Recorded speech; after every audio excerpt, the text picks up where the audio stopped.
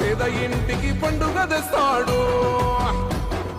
సోనియమ్మ దివెనతోని రాహులన్న సైనికుడయ్యి పెద్ద కొడుకై యుద్ధం చెయ్య సిద్ధమాయే రేవంత్ అన్న. 3 రంగుల జెండా పట్టి సింగమోలే కదిలినాడు ఒక్కరో కాంగ్రెస్ సూర్యుడు. మన రేవంత్ అన్న నిగ్గదీసి అడిగే మొనగాడు.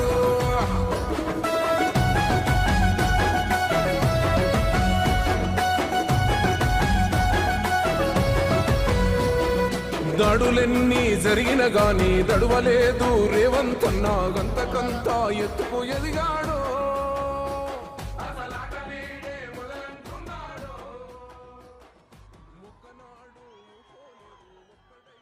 మిత్రులారా, నారాయణపేట జనజాతర మీ అభిమాన నాయకురాలు స్థానిక శాసనసభ్యురాలు డాక్టర్ పర్ణిక గారి అధ్యక్షతన ఈ కార్యక్రమాన్ని చేపడితే ఈ కార్యక్రమంలో నాతో పాటు మహబూబ్ నగర్ జిల్లా పార్లమెంటు అభ్యర్థి మిత్రుడు సోదరుడు వంశీ చంద్రెడ్డి గారు, అదేవిధంగా షాద్ నగర్ శాసనసభ్యులు ఈర్లపల్లి శంకర్ గారు, జడ్చర్ల శాసనసభ్యులు అనిరుద్ రెడ్డి గారు, దేవరకద్ర శాసనసభ్యుడు జి మధుసూదన్ రెడ్డి గారు, మహబూబ్ నగర్ శాసనసభ్యుడు ఎన్ఎం శ్రీనివాస్ రెడ్డి గారు, మక్తల్ శాసనసభ్యుడు మీ అభిమాన నాయకుడు శ్రీహరి ముదిరాజ్ గారు, అదేవిధంగా మహబూబ్ నగర్ పార్లమెంటు నియోజకవర్గ కాంగ్రెస్ పార్టీ ఇన్ఛార్జ్ ఏఐసిసి కార్యదర్శి మిత్రుడు సంపత్ కుమార్ గారు, కొడంగల్ మాజీ శాసనసభ్యులు పెద్దలు గురునాథ్ రెడ్డి గారు, అదేవిధంగా మహబూబ్ నగర్ మాజీ పార్లమెంట్ సభ్యులు ప్రభుత్వ ప్రత్యేక సలహాదారుడు అన్న పెద్దలు జితేందర్ రెడ్డి గారు, ఓబేదుల్లా కోత్వాల్ గారు, గద్వాల్ జిల్లా పరిషత్ చైర్పర్సన్ శ్రీమతి సరిత తిరుపతయ్య గారు, అదేవిధంగా వేదిక మీద ఉన్న పెద్దలు ముఖ్యంగా మక్తల్ నారాయణపేట్ కాంగ్రెస్ పార్టీ జిల్లా పార్టీ అధ్యక్షులు, మండల పార్టీ అధ్యక్షులు, గ్రామ శాఖ అధ్యక్షులు, ఎంపీటీసీలు, జడ్పీటీసీలు, అదేవిధంగా జిల్లా పరిషత్ సభ్యులందరికీ మనస్ఫూర్తిగా ధన్యవాదాలు, కృతజ్ఞతలు తెలియజేస్తున్న మిత్రులారా,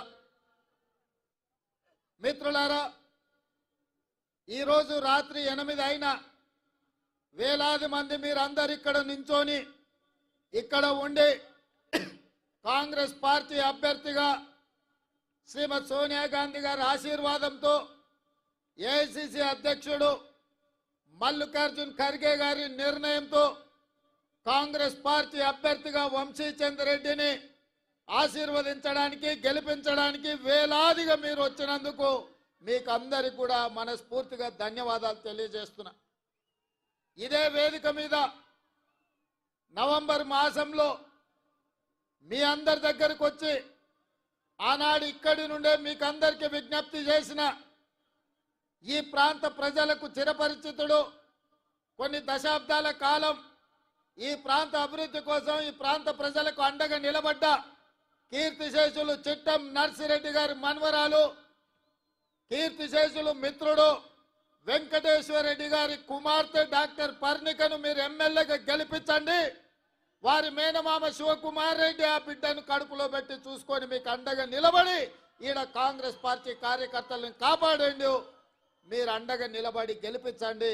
తప్పకుండా ఈ ప్రాంతాన్ని అభివృద్ధి చేసే బాధ్యత నాది అని చెప్పి మీకు అందరికీ విజ్ఞప్తి చేసిన మాట ఇచ్చినట్టుగా మీరు అండగా నిలబడి డాక్టర్ పర్ణికమ్మ నారాయణపేట శాసనసభ్యురాలుగా అత్యధిక మెజార్టీతో మీరు గెలిపిస్తే మీకు నేను చెప్పిన మాటగా మక్తల్ నారాయణపేట కొడంగల్ ఎత్తిపోతల పథకం 1,30,000 ఎకరాలకు 4,000 కోట్ల రూపాయలతో ఈ ప్రాంతానికి మంజూరు చేసి ఎడారిగా మారిన ఈ ప్రాంతాన్ని సస్యశ్యామలం చేయాలి. మన పక్కనే పరవళ్ళు దక్కుతున్న కృష్ణానది జలాలు గ్రామ గ్రామాన ప్రతి ఎకరాకు నీళ్లు ఇవ్వాలి అన్న ఆలోచనతోని మన కాంగ్రెస్ పార్టీ నిర్ణయం తీసుకుంది. ఇదే కాదు, గద్వాలను ఇతర ప్రాంతాలను రాయచూర్లను రైలు కూత వినిపిస్తుంటే మక్తల్, నారాయణపేట, కొడంగల్, పరిగి, వికారాబాద్ వరకు ఈ ప్రాంత ప్రజలు మాకెప్పుడు రైలు వస్తుంది, మేము రైలు కూత ఎప్పుడు వింటామని ఆనాడు కాంగ్రెస్ పార్టీ నిర్ణయించిన కృష్ణా వికారాబాద్ రైల్వే లైను 10 సంవత్సరాలు పడావు పెడితే పండబెడితే ఏ ఒక్కరోజు కూడా ఈ ప్రాంతంలో ఉన్న వాళ్ళు, అది బీఆర్ఎస్ వాళ్ళు కావచ్చు, బీజేపీ వాళ్ళు కావచ్చు, బీఆర్ఎస్ వాళ్ళు కేసీఆర్ని అడిగింది లేదు, బీజేపీ వాళ్ళు మోడీకి చెప్పింది లేదు. ఎందుకంటే వీళ్ళెవరికీ ఆయన దగ్గరికి వెళ్ళి అడిగే ముఖం లేదు, వాళ్ళని అడగడానికి వాళ్ళకి అపాయింట్మెంట్ గతి లేదు. కానీ కాంగ్రెస్ పార్టీ అధికారంలోకి వచ్చిన 100 రోజుల్లోపనే కేంద్ర రైల్వే శాఖ అధికారులను రప్పించి ఆదేశాలు ఇచ్చి కృష్ణా వికారాబాద్ రైల్వే లైన్ మాకు కావాల్సిందే, మా ప్రాంతం అభివృద్ధి జరగాలంటే, మా ప్రాంతంలో ఉద్యోగ ఉపాధి అవకాశాలు పెరగాలంటే, నా కొడంగల్ గడ్డ మీద సిమెంట్ ఫ్యాక్టరీ రావాలి, వేలాది మంది నిరుద్యోగ యువకులకు ఉద్యోగ అవకాశాలు రావాలి అంటే కృష్ణా వికారాబాద్ రైల్వే లైన్ పూర్తి కావాలి అని చెప్పి ఆదేశాలు ఇచ్చి దానికి ఇలా మనం పూర్తి స్థాయిలో నిర్ణయం తీసుకున్నాం.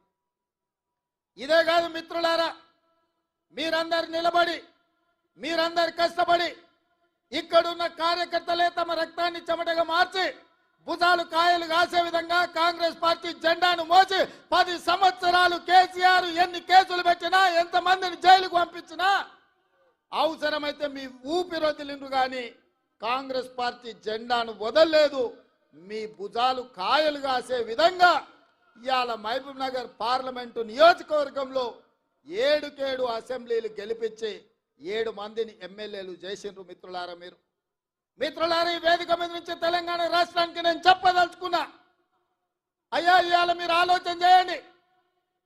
మేము కాంట్రాక్టర్లకో, శ్రీమంతులకో, లేకపోతే జాగీర్దారులకో, జమీందారులకో టికెట్లు ఇయ్యలే. షాద్నగర్ లో నేను టికెట్ ఇచ్చిన ఈర్లపల్లి శంకర్ ఒక రజక కుటుంబం నుంచి, సామాన్య కుటుంబం నుంచి, ఒక రజక కుటుంబంలో ఉన్నవాడు పైకి రావాలంటే ఎంత కష్టమో మీరు ఆలోచన చేయండి. ఇవాళ ఈ రాష్ట్రం మొత్తం మీద ఒక రజక కుటుంబం నుంచి ఒక యువకుడు ఎమ్మెల్యే అయిందంటే అది కాంగ్రెస్ పార్టీ శ్రీమతి సోనియా గాంధీ గారి ఆశీర్వాదంతో ఒక రజకుడు కూడా ఇవాళ కాంగ్రెస్ పార్టీలో ఎమ్మెల్యే అయిందని నేను చెప్పదలుచుకున్నాను. అదేవిధంగా మక్తల్ ప్రాంతంలో అతి చిన్న స్థాయి కార్యకర్త నుంచి కష్టపడి పైకొచ్చి కాంగ్రెస్ పార్టీ జిల్లా పార్టీ అధ్యక్షుడిగా, జడ్పీటీసీగా మీకు అండగా నిలబడ్డ శ్రీహరిని సోనియమ్మ మల్లికార్జున్ ఖర్గే గారి ఆశీర్వాదంతో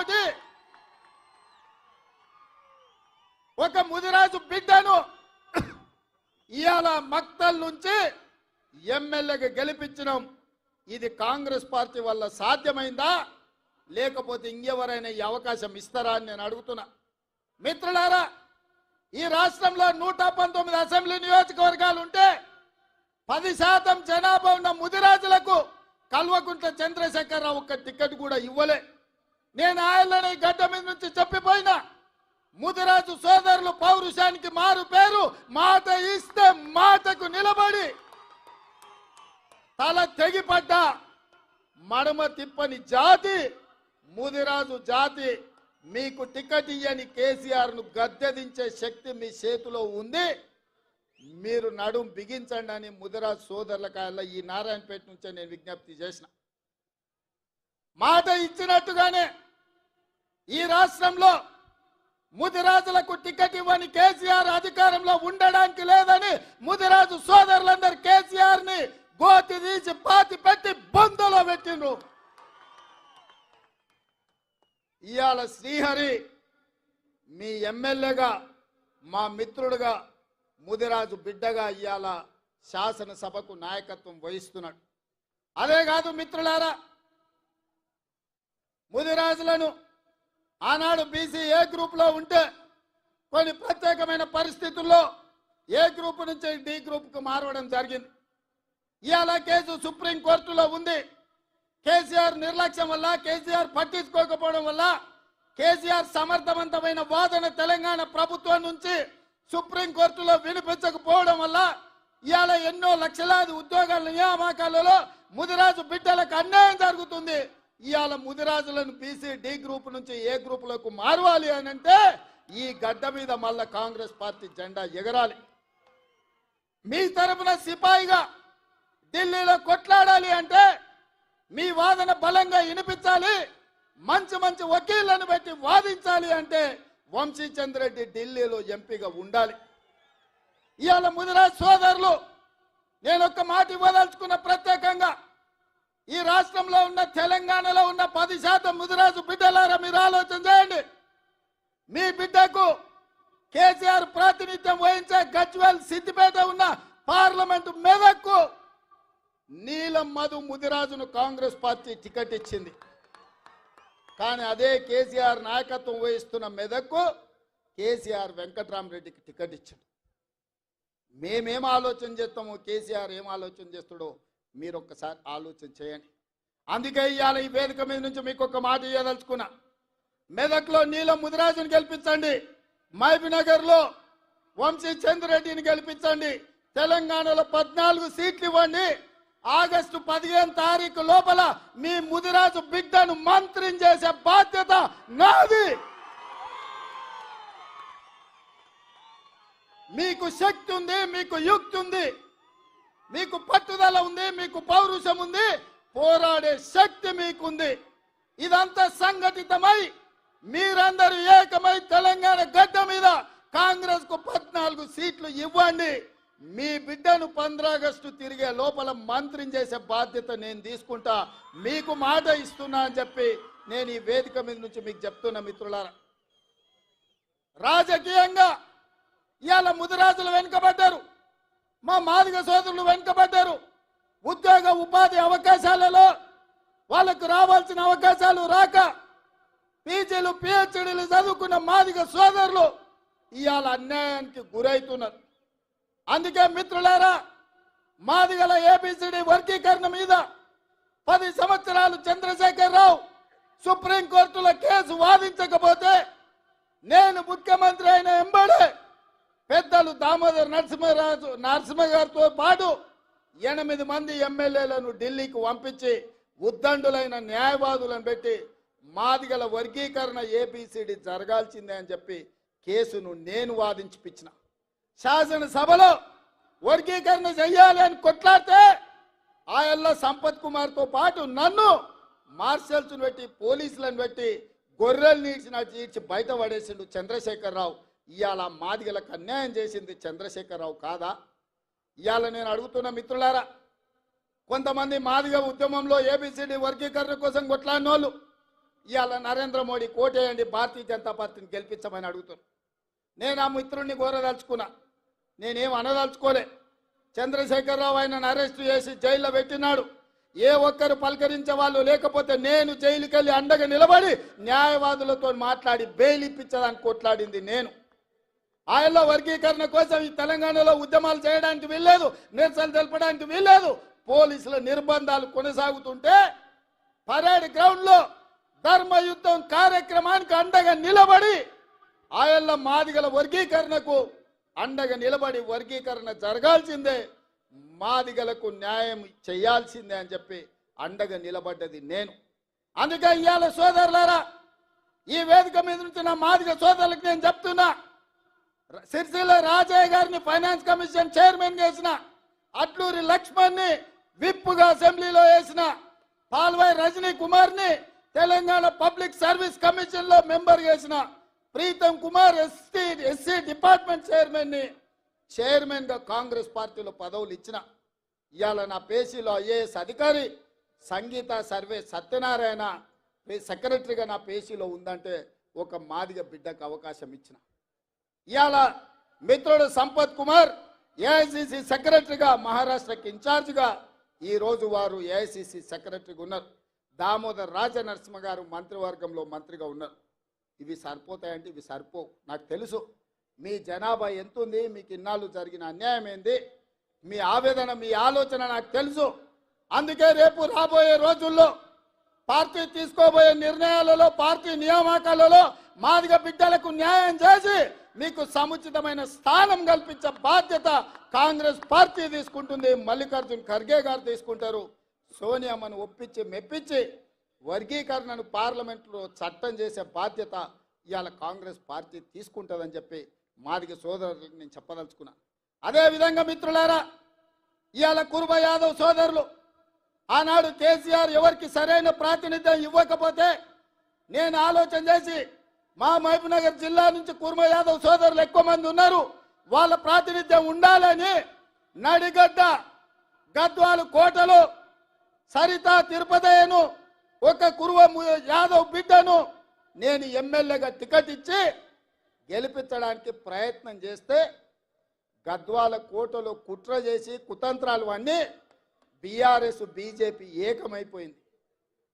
ఆనాడు చీకటి ఒప్పందం చేసుకొని అప్పటి వరకు తగాదాలు ఉన్నాయి మాకు, మా ఇంటి మీద కాకి ఇంటి మీద వాలదు అని చెప్పిన వాళ్ళు ఇవాళ మామ అల్లుళ్ళు ఒక్కటైపోయి కుమ్ముక్కు రాజకీయాలు వేసి ఒక సరితను, ఒక ఆడబిడ్డను, ఒక కురువ యాదవ్ ఆడబిడ్డను మామ అల్లుళ్ళు ఏకమై అర్నమ్మ నాయకత్వంలో బీజేపీ ఓట్లని బీఆర్ఎస్ కేసి 5,000 ఓట్లు తక్కువ మెజార్టీతోని ఇవాళ ఆడబిడ్డను ఓడగొట్టి నిజంగానే సరితమ్మ గెలిచినుంటే ఇవాళ మంత్రివర్గంలో మంత్రి అయ్యేది యాదవ్ సోదరులారా. కేసీఆర్ మంత్రివర్గంలో మహిళలకు స్థానం లేకుండే, మన మంత్రివర్గంలో సీతక్కకు ఆదివాసి బిడ్డకు, కొండా సురేఖ ఒక బలహీన వర్గాల బిడ్డకి ఇచ్చినాం. సరితమ్మ గెలిచినుంటే ఇవాళ మన మంత్రివర్గంలో మంత్రి అయ్యి ఉండేది.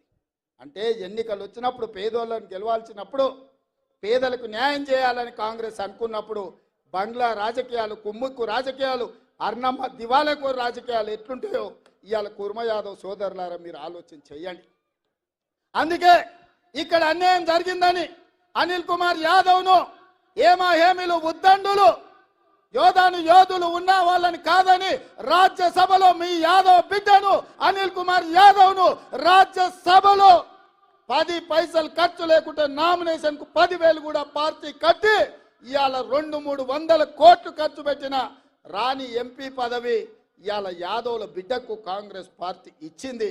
ఈ అన్ని జరిగినాయంటే ఒక రజక ఈర్లపల్లి శంకర్ ఎమ్మెల్యే అయిందన్నా, ఒక ముదిరాజు బిడ్డ శ్రీహరి ఎమ్మెల్యే అయిందన్నా, ఒక సరితమ్మకు యాదవ్ బిడ్డకు ఎమ్మెల్యే టికెట్ వచ్చిందన్నా, ఒక అనిల్ కుమార్ యాదవ్ ఇవాళ రాజ్యసభ సభ్యుడైందన్నా, ఒక మాదిగ బిడ్డ సంపత్ కుమార్ ఏఐసిసి సెక్రటరీ అయిందన్నా, మహబూబ్నగర్ పార్లమెంట్కి ఇన్ఛార్జిగా ఇవాళ నేను ఎక్కడ నాయకత్వం వహిస్తున్నానో అక్కడ నాయకుడిగా ఇవాళ నాయకత్వం వహిస్తున్నాడంటే ఇవన్నీ సామాజిక వర్గాలకు కాంగ్రెస్ పార్టీ న్యాయం చేయాలని ఆలోచన చేసింది కాబట్టి ఇవన్నీ జరిగిన సోదరులారా. ఇవాళ పర్ణిక రాజకీయ అనుభవం లేకపోవచ్చు, కానీ వాళ్ళ తాత తండ్రి ఇచ్చిన వారసత్వం, వాళ్ళ మేనమామ నేర్పిన విద్య ఏదైతుందో ఈ ప్రాంత పేదలకు న్యాయం జరగాలి, నారాయణపేట మున్సిపాలిటీకి అండర్ గ్రౌండ్ డ్రైనేజ్ కావాలి అని ఇవాళ మీ ముందు అడిగింది. నేను మీకు మాట ఇస్తున్నా, తప్పకుండా నారాయణపేట మున్సిపాలిటీకి అండర్ గ్రౌండ్ డ్రైనేజ్ ఇచ్చే బాధ్యత నాది. ఈ ప్రాంత అభివృద్ధి కోసం, నిధుల మంజూరు కోసం అండగా ఉండడానికి నేను బాధ్యత తీసుకుంటున్నాను మిత్రులారా, మీకు అందరికీ తెలియజేస్తున్నా. అదేవిధంగా మిత్రులారా, ఇవాళ అర్ణమ్మ అంటుంది మోడీని ప్రధాని చేయాలి, రేవంత్ రెడ్డిని ఓడగొట్టాలని. నేను అడుగుతున్నా, 10 ఏళ్ల నుంచి నరేంద్ర మోడీ ప్రధానమంత్రిగా ఉన్నాడు కదా, ఏ రోజైనా పాలమూరు రంగారెడ్డి ఎత్తిపోతల కోసం 10 పైసలు తెచ్చినవా? జాతీయ హోదా తీసుకొచ్చినవా? మా మాదిగ బిడ్డల ఏబిసిడి వర్గీకరణ కోసం ఏ రోజైనా ప్రధానమంత్రిని కలిసినవా? మా ముదిరాజు బిడ్డలు డి గ్రూప్ నుంచి ఏ గ్రూప్ మార్పించడానికి మీ నాయకుడు నరేంద్ర మోడీ దగ్గరికి ఎప్పుడన్నా మా వాళ్ళను తీసుకెళ్లినవా అని నేను అడుగుతున్నా. ఇవాళ మహబూబ్నగర్ రాయచూర్ రోడ్డు ఎందుకు పడావు పడ్డది? దాని కాంట్రాక్టర్లు ఎవరు? ఆ నిధులకు దోపిడీకి పాల్పడ్డది ఎవరు అని నేను అడుగుతున్నా. ఎప్పుడైనా కృష్ణా వికారాబాద్ రైల్వే లైన్ గురించి నరేంద్ర మోడీని కలిసినవా? లేకపోతే మక్తల్ నారాయణపేట కొడంగల్ ఎత్తిపోతల పథకానికి జాతీయ నిధులు ఏమైనా తీసుకురావడానికి ప్రయత్నం చేసినవా? 10 ఏళ్ళు నరేంద్ర మోడీ ఉండి పాలమూరుని ఎండబెట్టి ఈ ప్రాంత రైతులు, ఈ ప్రాంత పేదలు లక్షలాదిగా వలసలు పోతుంటే ఒక్కరోజు పట్టించుకోలేదు. అయినా బీజేపీకి ఓటు అడుగుతున్నాం. ఇవాళ రేవంత్ రెడ్డిని ఓడగొట్టమంటున్నాం. నేను అడుగుతున్న మిత్రులారా, ఈడున్న యువకులను, తెలంగాణ రాష్ట్రం నలుమూల ఉన్న వాళ్ళని నేను ఆలోచన చేయమంటున్నా. 100 రోజుల్లో మీకందరికీ, ముఖ్యంగా ఆడబిడ్డలకు ఆర్టీసీలో ఉచిత బస్సు ప్రయాణం ఇచ్చినాం. ఇవాళ 35 కోట్ల మంది ఆడబిడ్డలు బస్సులో ఉచితంగా ప్రయాణం చేసిండ్రు. ఇవాళ శ్రీశైలం నుంచి మొదలు పెడితే గుళ్ళు గోపురాలకు అన్నిటికీ అమ్మగారింటికి అత్తగారింటికి ఆడబిడ్డలు ఉచితంగా బస్సులో ప్రయాణం చేస్తున్నారు. ఇవాళ ఆడబిడ్డలకు ఉచితంగా బస్సు ప్రయాణం ఇచ్చినందుకు రేవంత్ రెడ్డిని ఓడగొట్టాలనా నేను మిమ్మల్ని అడుగుతున్నా. ఇవాళ పేదవాడు ప్రభుత్వ దవాఖానకు పోతే చచ్చిపోతుంటే, ప్రైవేటు దవాఖానకు పోతే ఆస్తులు అమ్ముకొని, కిడ్నీలు అమ్ముకొని బిల్లులు కట్టే పరిస్థితి ఉంటే, పేదవాడి ఆరోగ్యాన్ని కాపాడడానికి రాజీవ్ ఆరోగ్యశ్రీ పథకం ద్వారా 10 లక్షల రూపాయలు ఉచితంగా పేదోళ్ళకి ఇచ్చిన 48 గంటల్లో కాంగ్రెస్ ప్రభుత్వాన్ని రేవంత్ రెడ్డిని ఓడగొట్టాలంటున్నాం. పేదోళ్ళని బతికించడానికి రాజీవ్ ఆరోగ్యశ్రీ తీసుకొచ్చినందుకు కాంగ్రెస్ పార్టీని ఓడగొట్టాలని నేను అడుగుతున్నా.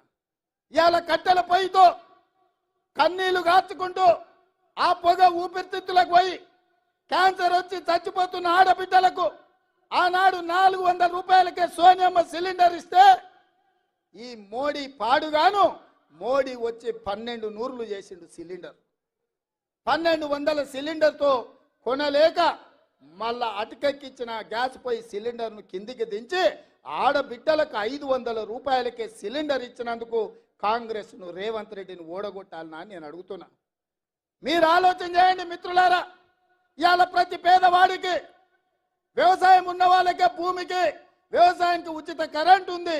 భూమి లేని పేదలకు ఇండ్ల కరెంటు ఉచితంగా ఉండాలని నా పాదయాత్రలో నా దృష్టికి పేదలు తీసుకొస్తే, ప్రతి పేదవాడికి ప్రతి ఇంటికి 200 యూనిట్ల వరకు ఉచితంగా ఉచిత విద్యుత్ ఇచ్చి మాట ఇచ్చి అమలు చేసినాం. ఇవాళ మన మహబూబ్నగర్ జిల్లాలో ఎమ్మెల్సీ ఎన్నికలు ఉండి దాన్ని ఎన్నికల కోడ్ అడ్డం పెట్టి ఇవాళ బీజేపీ అడ్డుకుంది. అందుకే ఈడ 500 సిలిండర్ విషయంలో, 200 యూనిట్ల ఉచిత కరెంటు విషయంలో పేదలకు కొంత సదుపాయం అందుబాటులోకి రాలేదు అంటే అధికారులకు ఆదేశాలు ఇచ్చినాం. ఎన్నికల కోడ్ ముగిసిన వెంటనే వీటన్నిటిని మీకు అందించి మిమ్మల్ని ఆదుకునే బాధ్యత ఈ మహబూబ్నగర్ జిల్లాలో నాది. ఎందుకంటే ఈ జిల్లా నాది, ఈ మట్టి నాది, ఈ గాలి నాది, ఈ నీరు నాది. నేను మీ బిడ్డను, మీ కష్టం నా కష్టం అనుకొని వాటన్నిటిని అమలు చేసే బాధ్యత నాది. ఇదే కాదు, ఆనాడు గ్రామాన తండాలలో, గూడాలలో, మారుమూల పల్లెల్లో ఇందిరమ్మ ఇల్లు ప్రతి పేదవాడికి ఇచ్చి 25 లక్షల ఇల్లు డాక్టర్ వైఎస్ రాజశేఖర రెడ్డి ఆ రోజు ఇల్లు కట్టించిండు. 10 సంవత్సరాలు కేసీఆర్ డబుల్ బెడ్రూమ్ ఇల్లు కట్టిస్తాడు. ఏం చెప్పిండు ఆయన? ఈ డబ్బా ఇల్లు వద్దు, డబుల్ బెడ్రూమ్ ఇల్లు ముద్దన్నాడు. సరే, ఈ సొక్కనైనా ఆయన మనం చేస్తాడేమో అని మనం అనుకున్నాం. ఏం చేసిండా? బిడ్డ వస్తే ఆడవ ఉంటుంది, కోడలు కొడుకుంటే ఆడవంటారు, గొర్రె పిల్లను మేక పిల్లను ఉంటే ఆడగట్టేస్తారని కథలు చెప్పిండు. ఊరిచ్చిండు.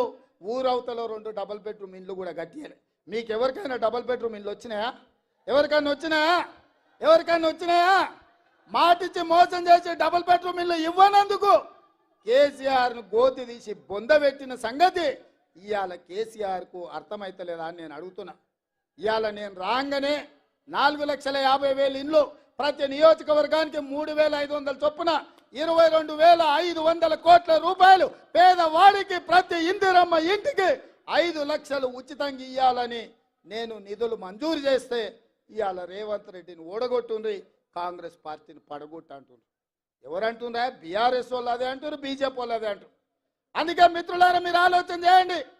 ఆర్టీసీ బస్సులో ఉచిత ప్రయాణం ఇచ్చినందుకు ఓడగొట్టాలనా? రాజీవ్ ఆరోగ్యశ్రీలో 10 లక్షలు ఇచ్చినందుకు ఓడగొట్టాలనా? 500 రూపాయలకే సిలిండర్ ఇచ్చినందుకు ఓడగొట్టాలనా? లేకపోతే మీకు ఇందిరమ్మ ఇల్లు 5 లక్షల రూపాయలకే ఇచ్చినందుకు ఓడగొట్టాలనా? పేదలకు 200 యూనిట్లు ఉచితంగా ఇచ్చినందుకు ఓడగొట్టాలనా? 60 ఏండ్ల నుంచి బలహీన వర్గాలు మా జనాభా లెక్క పెట్టండి, మేము ఎంతమంది ఉన్నామో మాకంత నిధులు కావాలని బీజేపీ జనాభా లెక్కలు వేయండి అంటే నరేంద్ర మోడీ లెక్కలేని తనంతో బీసీలకు అన్యాయం చేస్తుంటే రాహుల్ గాంధీ ఇచ్చిన మాట మీద ఈ రాష్ట్రంలో ఉన్న బీసీ జనాభాను లెక్కలు కట్టండి, కులగణన చేయండి, వాళ్ళ జనాభా దామాష ప్రకారం వాళ్లకు నిధులు ఇస్తామని ఇవాళ బీసీ జనాభా లెక్కలు కట్టమని ఆదేశాలు ఇచ్చి అసెంబ్లీలో పాస్ చేసినందుకు రేవంత్ రెడ్డిని ఓడగొట్టాలనా నేను అడుగుతున్న మిత్రులారా. ఇదే కాదు, తెలంగాణ ఉద్యమం అంటేనే నీళ్లు నిధులు నియామకాలు, 10 ఏళ్ల నియామకాలు చేపట్టలే, ఏ ఉద్యోగం వచ్చినా ఇంటింటికో ఉద్యోగం ఇస్తా అన్నాడు కేసీఆర్. మనకెవ్వరికి ఉద్యోగాలు ఇవ్వలే, ఆయన ఇంట్లో మాత్రం ఇంట్లో ఉన్న వాళ్ళందరికీ ఉద్యోగాలు ఇచ్చుకున్నాడు. అల్లుడు మంత్రి, కొడుకు మంత్రి, బిడ్డ ఎంపీ, ఎంపీ కోడిపోతే ఎమ్మెల్సీ, సట్టకుని కొడుకు రాజ్యసభ ఇచ్చుకున్నాడు, ఆయన ముఖ్యమంత్రి అయ్యాడు. మన పిల్లలు మాత్రం పీజీలు పిహెచ్డీలు చదివి దిల్సుఖ్నగర్లో, అశోక్ నగర్లో, అమీర్పేట చౌరస్తాలలో 10 ఏళ్ల నుంచి ఇంటికి రాలేక తల్లిదండ్రులకు ముఖం చూయించుకోలేక ఇవాళ నిరాశతో నిస్పృహలతో ఆత్మహత్యలు చేసుకుంటుంటే కాంగ్రెస్ వచ్చిన 100 రోజుల్లో లెక్కగట్టి ఎల్బీ స్టేడియంలో ప్రతి ఒక్కరిని వాళ్ళ కుటుంబ సభ్యులను పిలిపించి 30,000 ఉద్యోగాలు 3 నెలల్లో ఇచ్చినందుకు నిరుద్యోగ యువకుల్లో ఆనందం చూసినందుకు కాంగ్రెస్ పార్టీని ఓడగొట్టాలనా నేను అడుగుతున్న మిత్రులారా. 100 రోజుల్లో ఇల్లు ఇచ్చినాం, 100 రోజుల్లో బస్సులో ఉచిత ప్రయాణం ఇచ్చినాం, 100 రోజుల్లో ఇంటికి ఉచితంగా కరెంట్ ఇచ్చినాం, 100 రోజుల్లో రాజీవ్ ఆరోగ్యశ్రీ ఇచ్చినాం, 100 రోజుల్లో బీసీ జనాభాను లెక్కలు కట్టడానికి ఆదేశాలు ఇచ్చినాం, 100 రోజుల్లో 30,000 ఉద్యోగాలు మేము ఇచ్చినాం. నా మంత్రివర్గ సహచరులు రోజుకు 18 గంటలు పనిచేసి ఈ రాష్ట్రాన్ని సరిదిద్దడానికి మేము ప్రయత్నం చేస్తున్నాం. 10 ఏళ్లలో 100 ఏళ్లకు సరిపోయే విధ్వంసం చంద్రశేఖరరావు సృష్టిస్తే ఒకటొకటిగా చక్కదిద్దుకుంటూ సంసారాన్ని నిలబెట్టుకున్నట్టు రాత్రి పగళ్ళు మేము కష్టపడుతున్నాం. నేను అడుగుతున్నా ఇక్కడున్న మిత్రుల్ని, 125, 126 రోజులైంది నేను ముఖ్యమంత్రిగా బాధ్యతలు చేపట్టి, ఏ ఒక్క రోజైనా ఏ ఒక్క గంట అయినా సెలవు పెట్టినా నా దగ్గరకు వచ్చిన వేలాది మంది కార్యకర్తల్ని కలుచుకుంటూ కష్టాలు తెలుసుకుంటూ ముఖ్యమంత్రి అంటే మా అన్న అనే ధైర్యం మీకు ఇచ్చే విధంగా పనిచేసినా లేదా ఒకసారి ఆలోచన చేయండి మిత్రులారా. మొట్టమొదటి హైదరాబాద్ రాష్ట్రానికి బూర్గుల రామకృష్ణారావు గారు ముఖ్యమంత్రి అయితే ఇవాళ ఈ తెలంగాణ రాష్ట్రానికి మళ్ళీ పాలమూరు బిడ్డ, ఒక రైతు బిడ్డ, ఒక పేదోడి బిడ్డ ఇవాళ ఈ రాష్ట్రానికి ముఖ్యమంత్రి అయితే ఎందుకు ఓర్వలేకపోతున్నారు వీళ్ళని నేను అడుగుతున్నా. దొరల బిడ్డలే ముఖ్యమంత్రి కావాలన్నా? కేసీఆర్ తర్వాత కేసీఆర్ కొడుకే ముఖ్యమంత్రి కావాలన్నా? ఆయన తర్వాత ఆయన మైనోడే ముఖ్యమంత్రి కావాలన్నా? ఈ పాలమూరు బిడ్డలు కావడానికి అర్హత లేదా అని నేను అడుగుతున్నా. మాకేం తక్కువ? మా పాలమూరులో మేము కష్టపడమా? మా పాలమూరులో మేము అభివృద్ధి చేయమా? మా ప్రాంతానికి ఇవ్వంటే దాక్షిణ్యాల మీదనో అయ్యా మాకు నిధులు అని మేము అడుక్కోవాల్సిందేనా? మా సంతకాలు మేము పెట్టుకునే శక్తి మాకు లేదా? మా ప్రాంతాన్ని అభివృద్ధి చేసుకునే శక్తి మాకు లేదా? మా ప్రాంతంలో పరిశ్రమలు తెచ్చుకునే హక్కు మాకు లేదా అని నేను అడుగుతున్నా.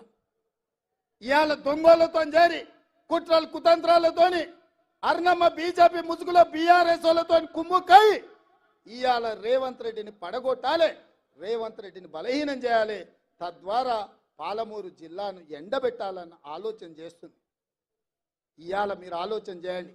మన్నే శ్రీనివాసరెడ్డి 5 ఏళ్ళు మనకి ఎంపీ, ఏడున్నాడు ఆయన? ఇంట్లో లేడు, సొంట్లో లేడు, సోయిలో లేడు. మీ ఎమ్మెల్యేలు పాతోళ్ళు 10 ఏళ్ళు ఎమ్మెల్యేలు ఉన్నారు. ఎవడన్నా బీఆర్ఎస్ కోటేమని అడుగుతుండా? ఎవడన్నా ఊర్లలోకి వచ్చిండా? మిమ్మల్ని నమ్ముకొని మీ ఎంబడి ఉండి మీ జెండా మోసి మిమ్మల్ని ఎమ్మెల్యేలు చేస్తే ఇవాళ గ్రామాలల్లో బీఆర్ఎస్ కార్యకర్తలు బీజేపీలకు అమ్మేసి వాళ్ళ కింద గులాంగిరి చేయండి, తాబేదారులుగా మారండి అని ఒకడు పోయి రాయచూరులో ఉన్నాడు, ఒకడు పోయి హైదరాబాద్లో ఉండు, ఒకడు పోయి ఎన్నో కాంట్రాక్టులు చేసుకుంటారు. ఇవాళ ఏం జరుగుతుందో ఒక్కసారి ఆలోచన చేయండి. గద్వాల బంగ్లా కుమ్ముక్కు రాజకీయాలు, ఆనాడు బీజేపీలు బీఆర్ఎస్ కోటేసారు కాంగ్రెస్ పార్టీని సరితమ్మని ఓడించడానికి. ఇవాళ మహబూబ్నగర్ జిల్లాలో బీఆర్ఎస్ వాళ్ళు బీజేపీని గెలిపించడానికి కుమ్ముక్కు రాజకీయాలు చేస్తున్నారు. సోదరులారా ఒక్కసారి ఆలోచన చేయండి. ఇవాళ సిట్టింగ్ ఎంపీ మొన్నటి వరకు 7 వాళ్ళ చేతుల్లో ఎమ్మెల్యేలు ఉండే, ఒక్కడు కూడా ఊర్లలోకి వస్తలేడు, ఒక్కడు కూడా కారుకు ఓటు అడుగుతలేడు. అంటే ఆ పార్టీ చచ్చిందా లేకపోతే వీళ్ళు వదిలేసిందా అని నేను అడుగుతున్నా. మోడీకి తాకట్టు పెట్టిండ్రు. నాకు తెలుసు కేసీఆర్ బిడ్డ బెయిల్ కోసం ఇవాళ కాంగ్రెస్ను ఓడించడం కోసం నరేంద్ర మోడీతో చీకటి ఒప్పందంలో భాగంగా మహబూబ్ నగర్, చేవెళ్ళ, మల్కాజ్గిరి, భువనగిరి, జహీరాబాద్ 5 పార్లమెంట్లలో చంద్రశేఖర్ రావు నరేంద్ర మోడీని గెలిపించడానికి సుపారీ తీసుకొని బీఆర్ఎస్ కార్యకర్తల్ని ఇవాళ బొందబెట్టి వాళ్ళ ఆత్మ గౌరవాన్ని మోడీ కాళ్ళ దగ్గర తాకట్టు పెట్టిండు. బీఆర్ఎస్ నాయకులారా మీరు ఆలోచన చెయ్యండి. లక్షలాది మంది కార్యకర్తలు ఇతర పార్టీలు జైలుకు పోయినప్పుడు కేసీఆర్కు దుఃఖం లేదు. నాలాంటోని బిడ్డ లగ్గం ఉంటే కూడా వదలకుండా జైల్లో పెట్టినప్పుడు ఆయనకు బాధ తెలియలేదు. కానీ బిడ్డ జైలుకు పోగానే మోడీ దగ్గర తెలంగాణను తాకట్టు పెట్టిండు. ఇది తెలంగాణ ఆత్మ గౌరవానికి మంచిదా? ఒక్కసారి ఆలోచన చేయండి. బీఆర్ఎస్ కార్యకర్తలారా, బీఆర్ఎస్ నాయకులారా, ఆత్మ పరిశీలన చేసుకోండి. 5 నిమిషాలు గుండెల మీద చేసుకొని ప్రశాంతంగా ఆలోచన చేయండి. ఎందుకు చంద్రశేఖర్ రావు ఇవాళ మీ పార్టీని తీసుకెళ్లి మోడీకి, బీజేపీకి తాకట్టు పెట్టిండు? ఇవాళ మహబూబ్ నగర్ లో ఎందుకు బీఆర్ఎస్ వాళ్ళను బీజేపీకి ఓట్లు వేయమంటుడు? ఇవాళ చేవెళ్లలో బీఆర్ఎస్ నాయకులను బీజేపీలకు లొంగిపోమంటుండు. మల్కాజ్గిరిలో మీ ఓట్లు బదిలీ చేయండి అని చెప్తున్నాడు.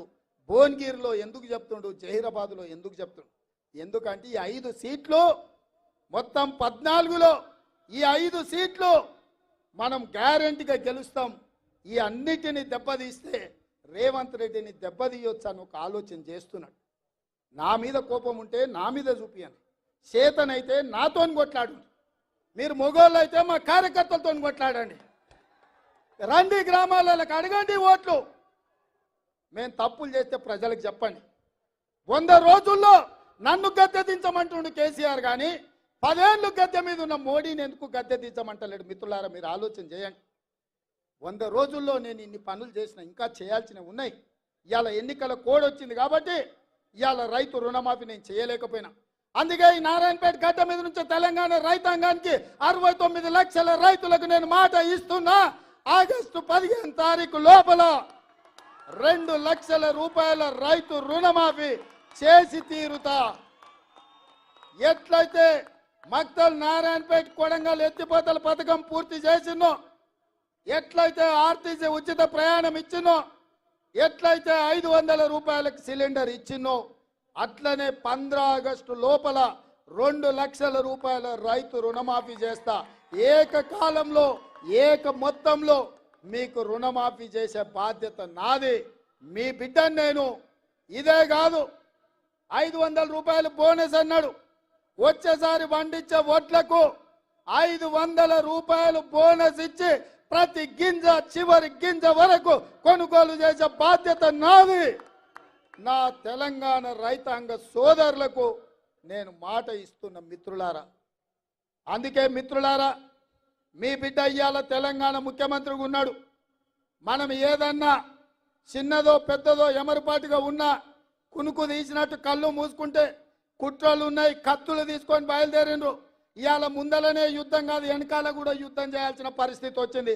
బీజేపీ, బీఆర్ఎస్ వాళ్ళు కుట్రలు. బిడ్డ బెయిల్ కోసం బీఆర్ఎస్ను తాకట్టు పెట్టి 5 పార్లమెంట్లలో బీజేపీని గెలిపిస్తా అని కేసీఆర్ సుపారీ తీసుకున్నాడు. నరేంద్ర మోడీకి లొంగిపోయిండు. బీఆర్ఎస్ కార్యకర్తలారా తస్మత్ జాగ్రత్త, మిమ్మల్ని మోడీకి తాకట్టు పెట్టిండు బిడ్డ బెయిల్ కోసం. మా కార్యకర్తలకు కూడా నేను చెప్పదలుచుకున్నా, మీరు అప్రమత్తంగా ఉండండి. వాళ్ళంతా ఒక్కటైనరు, ఏకమైనరు. ఎట్లయినా మనల్ని పడగొట్టాలి, మనల్ని ఓడగొట్టాలనే కుట్ర జరుగుతుంది. ఎమ్మెల్యే ఎన్నికల కంటే కూడా ఎక్కువ కష్టపడాలి.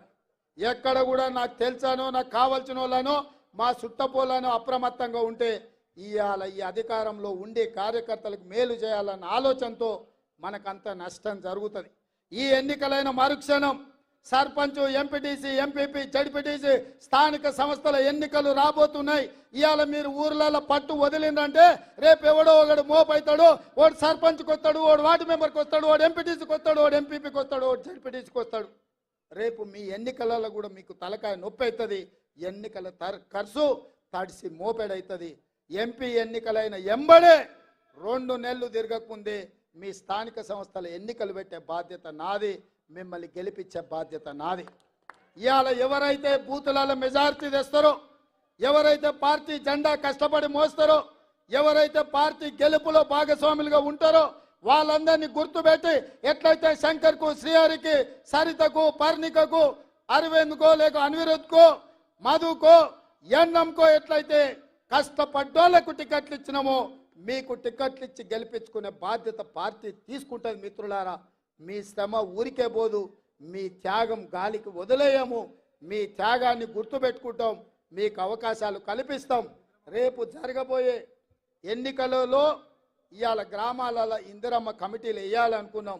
ఇల్లు ఇచ్చినా, పెన్షన్ ఇచ్చినా, గ్యాస్ సిలిండర్ ఇచ్చినా, రాజీవ్ ఆరోగ్యశ్రీ కార్డు ఇచ్చినా, రేషన్ కార్డు ఇచ్చినా, ఏది ఇచ్చినా ఇందిరమ్మ కమిటీలను నియమించి ఆ కమిటీల ద్వారా గ్రామాలలో మీ చేతనే పేదవాళ్లకు పంచిపించి పేదల్ని ఆదుకునే బాధ్యత మీ చేతిలో పెడతాం. ఇవన్నీ చెయ్యాలి అని అంటే పాలమూరులో ఇటు పాలమూరు అటు నాగర్ కర్నూలు పార్లమెంట్ అత్యధిక మెజార్టీ గెలవాలి. ఎందుకంటే పెద్దలు ఒక మాట చెప్పారు, ఇంట్లో గెలిచి రచ్చ గెలవాలని. ఇవాళ నా ఇంట్లో నా పాలమూరులో ఏదైనా తప్పిదం జరిగితే జాతీయ స్థాయిలో మనం చెప్పుకునే పరిస్థితి ఉంటుందా ఆలోచన చేయండి మిత్రులారా. ఇవాళ మీరు అండగా నిలబడితేనే, మీరు ఆశీర్వదిస్తేనే ఈ జిల్లాలో 14కు 12 సీట్లు మీరు ఇచ్చినందుకే ఇవాళ ఈ తెలంగాణ రాష్ట్రంలో కాంగ్రెస్ అధికారంలోకి వచ్చింది. నేను ముఖ్యమంత్రి అయినా మరి చెట్టు నాటింది మీరు, దీన్ని పెంచింది మీరు, దీనికి నీళ్లు పోసింది మీరు. ఇవాళ ఎవడో భుజం మీద గొడ్డలేసుకొని నరుకుతామని వస్తే ఇవాళ మీరు చూసుకుంటూ ఉంటారా? మీరు నరకనిస్తారా? మీరు ఆలోచన చేయండి. మీరు పెంచిన మొక్క చెట్టాయి నీడనిస్తుంటే ఇవాళ దాన్ని తెగ నరుకుతామని ఢిల్లీ నుంచి ఒకడు, గజ్వెల్ ఫామ్ హౌస్ నుంచి ఇంకొకడు బయలుదేరిండు. మిత్రులారా, ఇవాళ మీ చేతుల్లోనే ఉంది. మీరు పెంచిన చెట్టు వృక్షమై కాయలు ఇస్తుంది. దీన్ని కాపాడే బాధ్యత మీ మీదనే ఉంది. కాపాడతారనే నమ్మకం నాకు ఉన్నది. మీరందరు సిద్ధమేనా మిత్రులారా? సిద్ధమేనా? సిద్ధమేనా? సిద్ధమేనా? సిద్ధమేనా? సిద్ధమేనా? సిద్ధం అన్న వాళ్ళందరూ చేయి పైకెత్తుర్రి. జై కాంగ్రెస్, జై జై కాంగ్రెస్.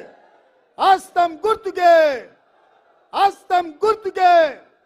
మిత్రులారా, మిత్రుడు వంశీచంద్రెడ్డిని ఈ పాలమూరు పార్లమెంట్ సభ్యుడిగా 1,00,000 మెజార్టీతో గెలిపించండి. మీ తరఫున ముదిరాజుల ఏ కేటగిరీ కోసం, మాదిగల ఏబిసిడి వర్గీకరణ కోసం ఢిల్లీలో నా మిత్రుడిగా మీ ఎంపీగా మీకోసం కొట్లాడతాడు, మీకు అండగా నిలబడతాడు. మీరందరూ అండగా నిలబడాల్సిందిగా కోరుకుంటూ మీ అందరి దగ్గర సెలవు తీసుకుంటున్న మిత్రులారా, జై కాంగ్రెస్. మన రేవంతన్న నిగ్గదీసి అడిగే మునగాడు, వీడు భూమిన వానైతాడు, బీద సాదల ధైర్యం వీడు, దొంగ దొరల భరతం పడతాడు. మన రేవంతన్న పేద ఇంటికి పండుగ తెస్తాడు. సోనియమ్మ దివెనతోని రాహులన్న సైనికుడయ్యి పెద్ద కొడుకై యుద్ధం చెయ్య సిద్ధమాయే రేవంతన్న.